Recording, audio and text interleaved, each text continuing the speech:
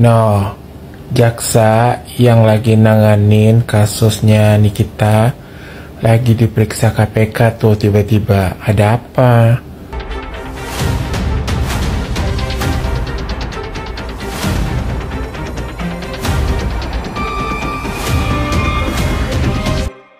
Teruntuk Bapak Prabowo, tolong dilirik sebentar kasus Nikita Mirzani ini.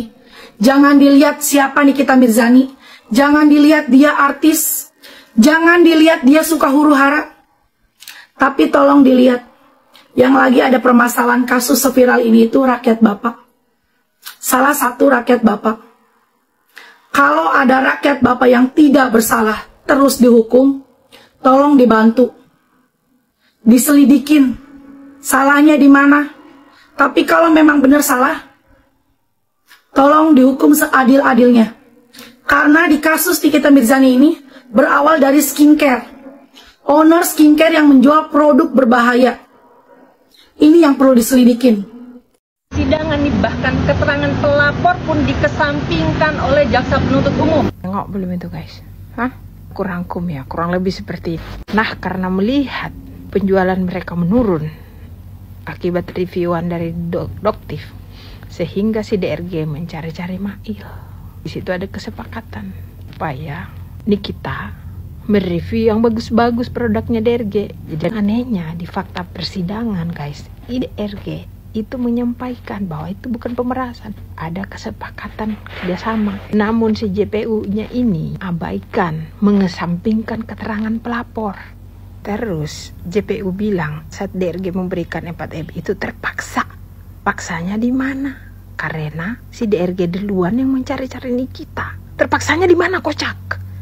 Seperti apa yang dikatakan oleh Farhad Abbas juga kemarin. Itu hakim harus jeli dan objektif. Di mana Nikita merupakan selebritis yang ketika dia berkoar-koar itu bisa didengar, dia punya pengikut yang sangat banyak. Hingga DRG itu mencari-cari dia, menggunakan jasa dia sebagai selebritis. Ini aku ingatkan para oknum-oknum penegak hukum ya, utamanya JPU yang menangani kasusnya Nikita. Kalian itu harus bersikap netral. Ingat, satu Indonesia itu menyoroti kalian ya.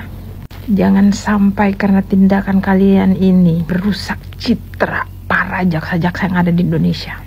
Supremasi hukum yang ada di negara ini harus lebih baik daripada kemarin-kemarin. Kita itu bukan orang bego ya. Kita sudah tidak berbicara Nikita, kita sudah tidak berbicara pendukungnya siapa dan siapa. Ini berbicara tentang insan, manusia yang mencari keadilan. Kalau misalnya Nikita melakukan satu tindakan kriminal, memang melanggar dan merugikan negara dan memang sewajarnya dia harus dihukum. Itu kita fair-fair terima masyarakat tuh. Tapi dia gak masuk akal. Jangan kalian melihat masalah ini berdasarkan ketidaksukaan kalian terhadap Nikita. Kita melihat dengan hati yang bersih. Apa kata Pak Prabowo? Di pemerintahan saya, jangan pernah berpikir ada si kaum lemah dan si kaum yang kuat. Gak ada, kata beliau. Jadi kalian jangan mempertontonkan lagi yang seperti ini. Ini oknum-oknum ya. Bukan cuma di luar negeri kalian disoroti. Sampai di luar negeri noh. Tuh aku sampai di DE. Komen-komen tuh dari Malaysia, dari Singapura, di luar negeri. Karena orang banyak melakukan secara langsung, mereka melihat dan mendengar. JPU ini agak lain emang.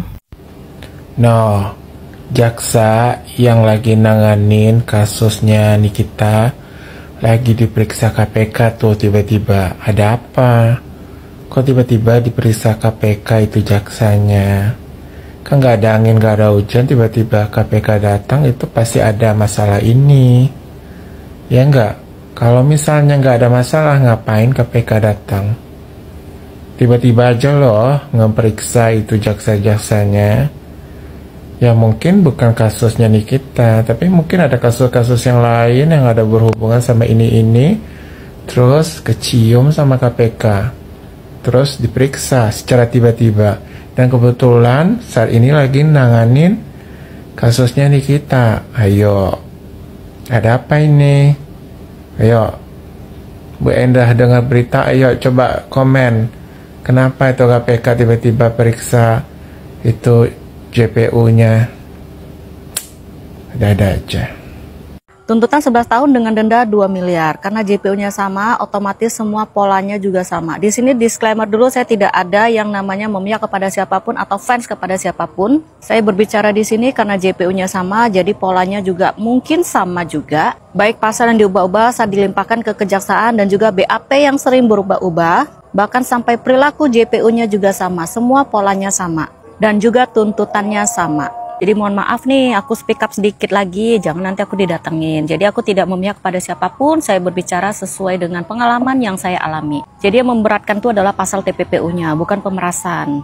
Sama seperti kasus suami aku juga dimasukkan ke pasal TPPU, padahal kerjasama. Semoga ya dugaan aku meleset dan tidak sama dengan kasus suami aku, dan semoga juga hakimnya itu bisa membuka mata dan juga hati dan melihat kebenaran yang ada pada waktu bukti-bukti yang sudah dilampirkan. Jadi saya juga bersedih hati, apalagi dia seorang perempuan juga, tapi apa boleh buat ya, namanya juga hukum negara Konoha. Setiap kerjasama, apalagi ada aliran uang, itu masuk ke TPPU, jadi sama aja seperti tipikor. Bahkan bisa dibilang tipikor tuh hukumannya lebih ringan daripada kerjasama. Jadi untuk kalian semua yang nonton video aku, jangan pernah kalian terima uang ataupun kerjasama dengan iming-iming apapun juga. Stop. Hukum negara Konoha itu sangat kejam dan memihak kepada orang-orang yang punya kuasa, bahkan uang. Itu real, hanya terjadi di negara Konoha. Yang nggak punya uang dan nggak punya kenalan, bahkan nggak punya kuasa, bye-bye. Nikita Mirzani kemarin, di sidang kemarin itu dia dituntut oleh jaksa penuntut umum berapa? 11 tahun penjara dan denda 2M. Wow. Luar biasa, tapi dia masih bisa menyapa awak media dan tersenyum. Gak apa-apa, itu tuntutan jaksa. Nanti saya akan persiapkan untuk menanggapi tuntutan jaksa di minggu depan. Dia masih bisa tersenyum dengan tuntutan 11 tahun. Wah, Ami lo keren amat. Kita tahu ya bahwa Ami itu adalah artis sensasional. Apapun yang dikeluar dari mulutnya itu bisa menjadi bumerang bagi kalian semua yang punya rahasia di Ami. Nah, termasuk si dokter yang ini nih kemarin nih. Kalau misalnya aku sebagai konten kreator, pengamat, dan aku mohon ya, ini nggak ada ujatan ya, menurut opini aku bahwa Nikita Mirzani itu tidak bersalah. Karena yang kemarin katanya itu suap, itu sih menurut gua mah negosiasi ya, bukan suap ya.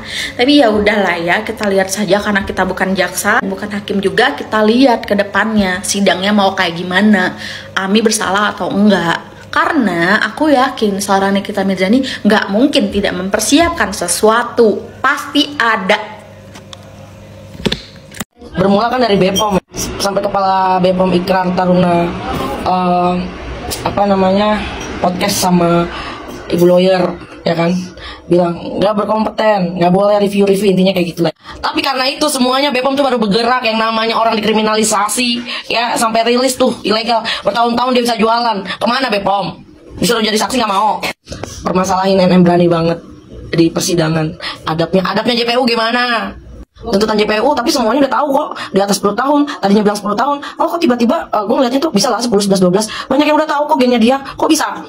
Orang bener ya kan, dibilangnya adabnya kurang baik. Lo pikir cari keadilan di Indonesia itu gampang? Sampai pejabat lo sendiri ngomong katanya apa? Hukum itu tuh udah kayak warung kelontong. Gara-gara speak up akhirnya BPOM rilis kan? Produknya bermasalah, ilegal. Kalau udah ilegal apa masuk pajak di negara? Gue kasih tahu ya, rakyat itu tuh udah dipenuhin sama pajak ya. Terus cari keadilan juga susah. Terus pelaku usaha yang tidak amanah, yang kayak begini-begini, yang ilegal, masuk nggak pajaknya ke negara? Rugi kan lo? Rakyat juga yang dirugiin sama pelaku usaha yang kayak begini ya. Negara juga dirugiin, nggak masuk uang pajaknya ya. JPU yang bela mati-matian, yang dibayar JPU itu tuh yang bayar siapa? Pelaku usaha itu sendiri atau negara?